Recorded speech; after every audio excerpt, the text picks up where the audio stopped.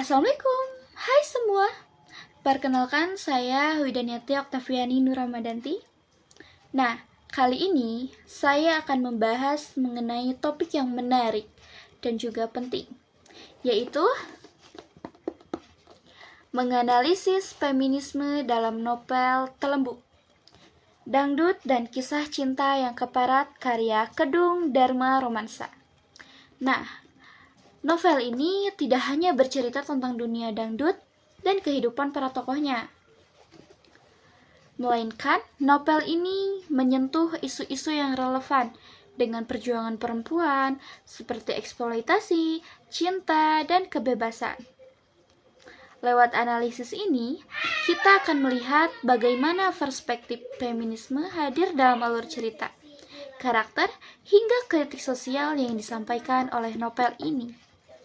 Nah, bagi Anda yang tertarik dengan kajian sastra, isu feminisme, atau bahkan hanya ingin memahami novel ini lebih dalam, pastikan untuk menyimak video ini sampai selesai. Jangan lupa untuk like, subscribe, dan tinggalkan komen jika kamu memiliki pandangan tersendiri mengenai novel ini.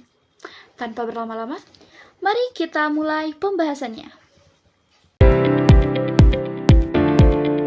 Nah, sebelum kita masuk ke materi inti, di sini saya akan mengenalkan siapa sih Kedung Dharma Romansa ini. Kedung Dharma Romansa ini lahir di Indramayu dan merupakan alumni jurusan Bahasa dan Sastra Indonesia di Universitas Negeri Yogyakarta pada tahun 2009, serta Pascasarjana Ilmu Sastra di Universitas Gadjah Mada pada tahun 2017. Sebagai sastrawan, karya-karyanya dipublikasikan di pelbagai media massa, baik lokal maupun nasional, serta antologi bersama. Ia juga aktif dalam dunia seni peran, baik teater maupun film. Novel pertamanya yang berjudul Clear Selindet, yang merupakan buku pertama dari duologi Selindet atau Telembuk, yang dipublikasikan oleh Gramedia Pustaka Utama pada tahun 2014. Buku itu dinobatkan sebagai karya terbaik tabloid nyata. Nah, novel terbarunya yaitu Telembuk, Dangdut, dan Kisah Cinta yang Keparat. Buku ini buku kedua dari duologi Selindet atau Telembuk.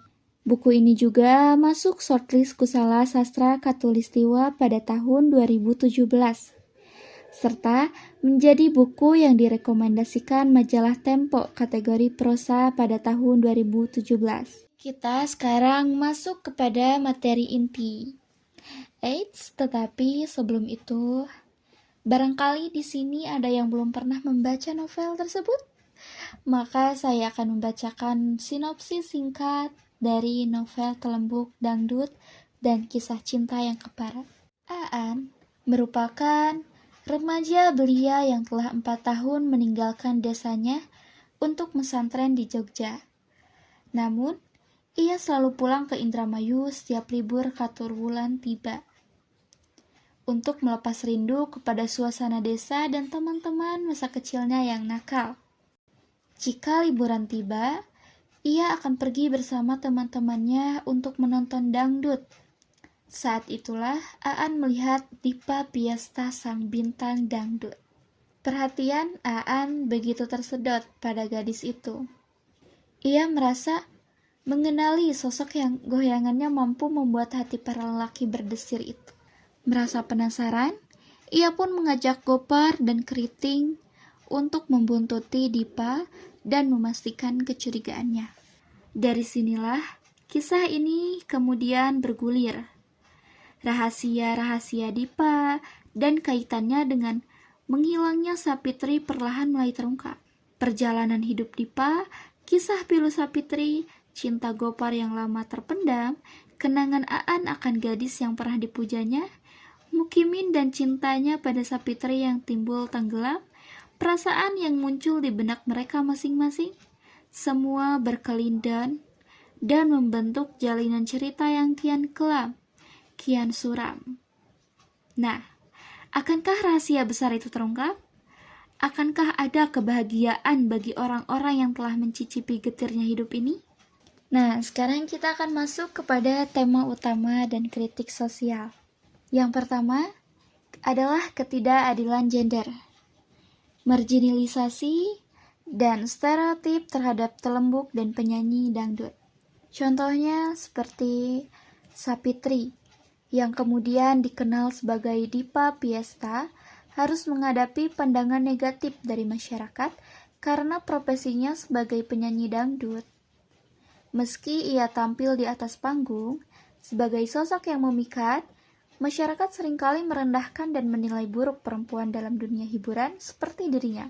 Nah, ada pula contoh dari subordinasi perempuan dalam keluarga dan masyarakat. Mak Dayem contohnya. Sebagai mantan telembuk, Mak Dayem menjadi contoh bagaimana perempuan yang tidak memiliki pilihan lain. Seringkali ia dipaksa menjalani pekerjaan yang distigmatisasi. Peran dan keputusan mereka selalu berada di bawah tekanan sosial dan ekonomi, tanpa dukungan yang adil. Nah, itu tadi adalah contoh dari subordinasi perempuan dalam keluarga dan masyarakat. Lanjut, kritik sosial. Kritik terhadap patriarki. Contohnya, eksploitasi tubuh perempuan di dunia hiburan. Dunia hiburan, terutama dalam panggung dangdut, digambarkan sebagai tempat di mana tubuh perempuan menjadi komoditas utama. Penampilan dan goyangan Dipa Piesta tidak hanya menarik perhatian, tetapi juga menjadi alat eksploitasi keuntungan pihak lain, seperti manajer atau penyelenggara acara. Kalau dari novel ini, tubuh Dipa Piesta itu dieksploitasi oleh Mang Dasa. Mang Dasa itu adalah manajer, kalau dari sekarang itu manajer atau penyelenggara acara, atau bisa disebut yang membayar Dipa Piesta untuk tampil di atas panggung dangdut begitu. Nah, sekarang kita akan lanjut kepada analisis karakter. Kita akan menganalisis karakter tokoh perempuannya saja. Yang pertama ada Sapitri atau Dipa Piesta. Tokoh perempuan yang berjuang untuk mandiri, meski harus menempuh jalan hidup sulit, berusaha melawan stigma masyarakat. Perjuangan Sapitri untuk mandiri, meski harus menjalani jalan hidup yang sulit, Sapitri mencoba membangun kehidupannya sendiri tanpa bergantung pada orang lain. Ia melawan stigma masyarakat dengan tetap menjalankan profesinya sebagai penyanyi dangdut untuk menghidupi dirinya. Ada pula peran Mak Dayem. Mak Dayem itu adalah mantan telembuk yang menjadi mentor Sapitri atau Dipa Piesta. Potret perempuan yang menjalani hidup di bawah tekanan sosial dan ekonomi. Mak Dayem ini tidak hanya mendukung Sapitri, tetapi juga berusaha mengubah pandangan negatif yang ada di lingkungannya. Meskipun dengan cara yang terbatas, hal ini menunjukkan bahwa perempuan memiliki kekuatan untuk saling mendukung dan melawan sistem yang menekan mereka. Nah, ada pula gaya bercerita dan narasi. Yang saya lihat, yang saya amati dalam novel tersebut ada beragam sudut pandang. Contohnya, narator bersifat netral, tidak menghakimi atau membela. Ada pula tokoh-tokoh yang mengungkapkan pergulatan batinnya masing-masing. Karakter juga memiliki ruang untuk berbicara tentang konflik mereka. Dan di dalam novel tersebut, beragam inovasi dalam bernarasi. Perpaduan antara deskripsi realitas dan dialog antar tokoh. Semua tokoh dan narator ini bertemu dalam satu dialog di salah satu bab. Perpaduan antara deskripsi dan realitas dan dialog yang mendalam. Bab ini menjadi unik, di mana semua karakter terlibat dalam satu dialog bersama. Nah, lanjut, saya di sini akan membahas mengenai penelitian terkait. Apa sih yang saya teliti dalam novel tersebut? Saya melihat atau saya mengamati dalam novel tersebut itu banyak sekali ketidakadilan gender dalam novelnya. Ketidakadilan gender ini contohnya seperti marginalisasi, subordinasi, stereotip, kekerasan, beban kerja ganda yang tadi saya sudah sebutkan dari awal.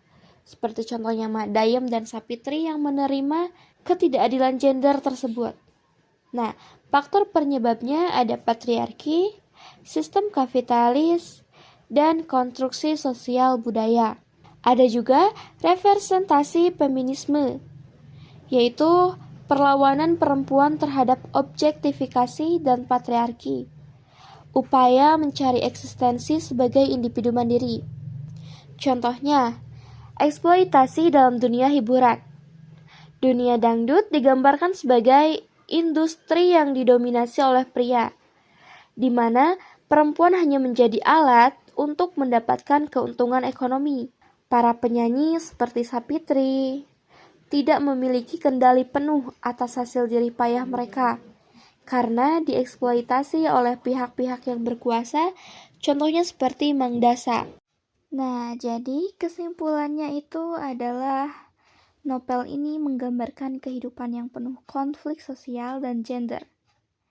Kedung Dharma Romansa ini menyajikan cerita yang jujur, tanpa menghakimi.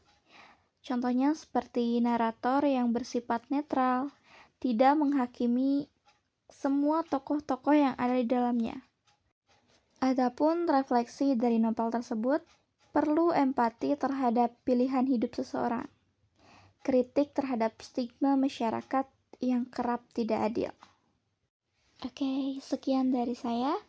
Mohon maaf apabila banyak kurangnya, karena saya masih dalam tahap pembelajaran. Wassalamualaikum warahmatullahi wabarakatuh.